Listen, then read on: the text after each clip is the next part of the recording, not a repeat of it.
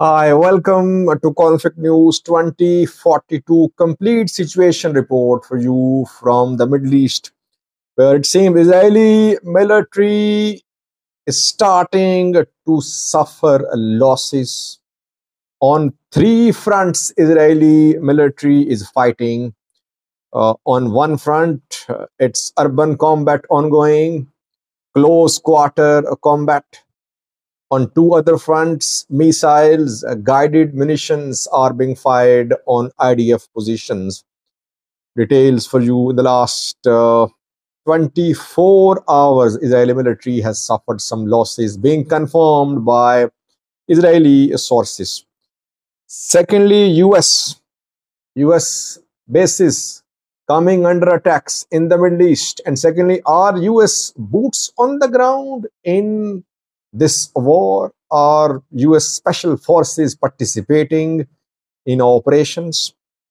Thirdly, some updates for you from the Gaza Strip. What is happening on Rafah border crossing? An airstrike on a refugee camp yesterday. Conflicting reports from Israel and Gaza Authority about the strike, and Jenin, West Bank, where a few hours ago there was a clash, an airstrike as well. West Bank, not Gaza. And lastly, two countries have, one has cut off diplomatic ties with Israel, and the other has recalled its ambassador in protest against alleged human rights abuses being committed by Israeli military. Let's start with the multi-front war which Israel is fighting. We know that main front is Gaza and West Bank, Palestine. But apart from this front, two other fronts are gradually becoming active. One has been active since the 7th of October, and that is Israel-Lebanon border. And the third one is gradually becoming active, and that is Yemen, Israel. Missiles being fired from Yemen by Houthis toward Israel. Before that, Israel has confirmed some losses of its soldiers in the last 24 hours. I said, if you remember, a few days ago that ground invasion of Gaza was going to be difficult for Israeli military. Unknown territory. IDF does not know where exactly Hamas, PIJ, others are based in Gaza. Israeli military has entered Gaza from northern and eastern sides, mainly from northern side, Beit Lahia, Beit Hanun side. But here and Israel has published videos, pictures showing its tanks, APCs operating on Gaza territory. But this entry is coming with a cost. 11 IDF soldiers have been killed in the last 24 hours. The soldiers were killed in a strike, an 80 GM strike. Anti-tank guided missile was fired in northern Gaza by Palestinian fighters, which hit an APC, armored personnel carrier of Israeli military. And the APC was destroyed. 11 Israeli soldiers were killed in this attack. It has been confirmed. Benny Gantz, Israeli opposition leader, spoke 2 hours ago. He said it is a difficult morning for Israel, for the people of Israel, and hard days, difficult time, difficult days ahead. But he said, we are united. We will win this war. He offered condolences to the families of those who were killed. And 11 soldiers, I mean, though we know that so far around 1,400 casualties on Israel's side have been confirmed. Casualty number higher on Palestine side, but on Israel side, 1,400 casualties so far. So now this development of the death of 11 Israeli soldiers indicates that though Hamas, PIJ don't have tanks don't have artillery pieces, don't have fighter jets, don't have bombers, but they have very effective weapons, ATGMs, modern, which can pierce the bodies of APCs and tanks. Israeli military soldiers were hit while they were inside an APC. They are conducting operations being in their vehicles, APCs, tanks, and even inside their vehicles, they are being hit. It means Hamas PIJ have the capabilities to penetrate the tanks, artillery pieces, tanks, and APCs of Israeli military. Firstly. Secondly, Hezbollah continuing its attacks on northern front. Hezbollah's attacks, I've been saying, are very precise. They have the ability to hit small cameras, small radars. And by the way, Israel has installed and put in place several communication, jamming, monitoring, surveillance systems on Israel-Lebanon border. Because Israel-Lebanon relations have been tense for decades, and Israel wants to monitor Hezbollah activities. So that is why these systems have been deployed on border. Hezbollah knows very well. So Hezbollah is hitting these systems. Hezbollah knows pretty well that if systems are intact, its activities will be monitored by Israeli forces. These systems are being hit. And just a few hours ago, Hezbollah published a video showing again precise strikes on communication towers, radars of Israeli military from Lebanon. And yesterday, Hezbollah published a statement sharing details of IDF losses, how much losses have been suffered by Israeli military. No confirmation from Israeli side, but what is Hezbollah saying? Hezbollah says that since the start of this war on the 7th of October, on northern border, Israel-Lebanon border, in attacks by Hezbollah, so far, around 120 Israeli soldiers have either been killed or injured. By the way, total number of Israeli soldiers killed in this conflict so far is more than 300, around 320, confirmed. And around 120 injured or killed in attacks by Hezbollah on Israel-Lebanon border, according to Hezbollah. 9 tanks destroyed or partially damaged, 2 APCs, 2 Humvees, 1 UAV, 33 radars, 69 communication systems, 140 cameras, 27 intelligence systems, 17 jamming systems, and in total, 105 military sites were hit in the last 3 weeks, more than 3 weeks, from Lebanese territory by Hezbollah fighters on in Israel. This is the claim made by Hezbollah. Obviously, no confirmation from Israeli military, which wouldn't acknowledge all these losses. What about Hezbollah? How much losses have been suffered by Hezbollah? Hezbollah is mainly suffering human losses. That I think around 50 casualties, less than 50. I would, though numbers have not been made public by Hezbollah, but I have compiled some statements of Hezbollah. I think around 40 to 50 deaths on Hezbollah side happened in the last 3 weeks. Hezbollah don't have tanks. They don't have APCs in border areas, artillery pieces as well. So they have not suffered losses to their equipment, mainly losses to their manpower. So one front, Gaza, where Israeli forces entered around a week ago, you can say 5 to 6 days ago, and now they're starting to suffer losses. Second front, Lebanon border, here Hezbollah claims to have inflicted losses. Third front, becoming active gradually, is Yemen. Yemen, we know, has been destabilized for years. Arab countries are fighting there. Iran on one side, supporting Houthis, UAE fighting UAE backing STC, Saudi Arabia backing some groups there too. Iran has tremendous penetration and support in Yemen, in Syria, in Lebanon too. Houthis have fired some missiles, 3 attacks on Israel airspace so far. Yesterday's attack was on Eilat, which is a city in southern Israel, and missiles were fired from Yemen over the Red Sea towards Israel. The missiles were intercepted by Israeli air defense system in the air, reportedly.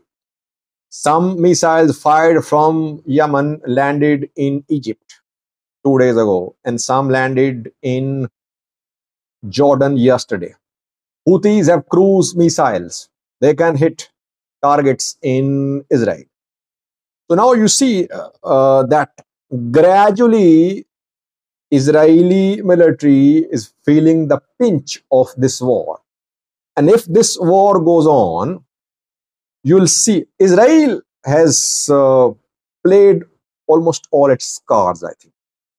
It committed to ground invasion. It has launched ground invasion.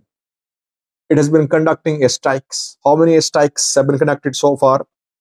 How many sites have been hit in Gaza so far? 11,000. 11,000 sites hit in Gaza so far. Gaza turning into rubble. So Israel has played almost its all cards. Israel has played, I think. But Israel's rivals have some cards left. They're playing with their cards close to the chest. One front from Yemen could be activated in coming days to put more pressure upon Israel. So far, no ground attacks from Hezbollah into Israeli territories.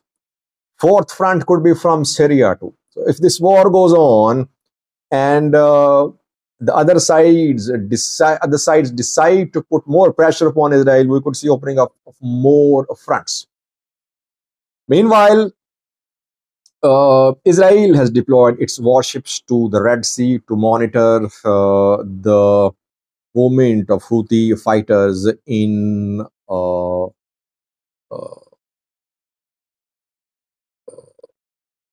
Yemen, that we have been able to see some videos are being shared. What is US role in the operation in Israel? Are US boots on the ground? Well, firstly, arrival of some US commando units, military commando units in Israel is being confirmed. It is being said that the commando units want to identify and get the release of hostages. Know that Hamas, PAJ, they have around 200, more than 200 hostages. Most of them are foreign nationals, and some American nationals are also hostages in Gaza. No one knows where these hostages are. These hostages are issuing statements. Hamas is backing them to release statements while they're in custody, asking Israeli Prime Minister to halt the military offensive, to release Palestinian prisoners as prisoner exchange, criticizing Benjamin Netanyahu because some Israelis are also captives and some foreign nationals too.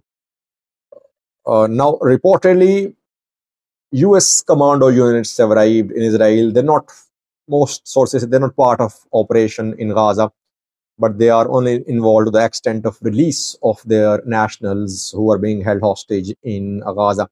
Attacks on US military bases in the Middle East continuing by armed groups. Al-Tanaf military base of US military in Syria came under attack just 3 to 4 hours ago. 2 kamikaze drones were fired at this site. Umar oil field, Al-Tanaf base came under attack. Thirdly, Al-Shadi US military base also came under attack in Al-Hasaka, Syria. So this is the situation when it comes to US involvement in this war. Thirdly, what is happening in Gaza these minutes? These minutes, Rafah border crossing is being opened. Some foreign nationals are being allowed to leave, and those Palestinians who are in immediate need of medical aid, they are being allowed to move into Egypt from Gaza. But Israel is deciding who to allow to leave Gaza. Israel does not want PIJ Hamas members to leave Gaza. That is why reportedly Israeli authorities are vetting the lists of those who are going to leave Gaza towards Egyptian territory through Rafah border crossing. A list of a few hundred people has been compiled. I'm recording this video. I think the gates of Rafah border crossing are being opened, and Israeli and after Israeli vetting, Palestinians who are critically injured, they are being taken out of Gaza towards Egyptian hospitals because some are in immediate need of critical surgeries. But since Gaza has shortage of doctors, shortage of medical supplies, that is why these patients are being transported from Gaza towards Egyptian territories. Foreign nationals are being evacuated to, mainly from US and European countries, reportedly. Secondly, Jabalia refugee camp was hit yesterday by Israeli Air Force in Gaza. It is the biggest refugee camp reportedly in Gaza.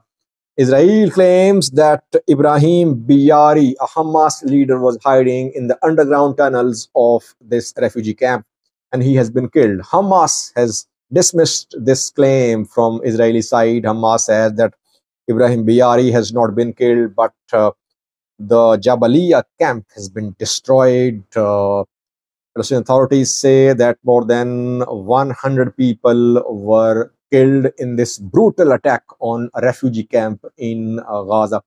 Israel claims that Ibrahim Bayari and dozens of Hamas fighters were killed in the airstrike which happened on Jabalia yesterday. And thirdly, Jenin viewers, West Bank.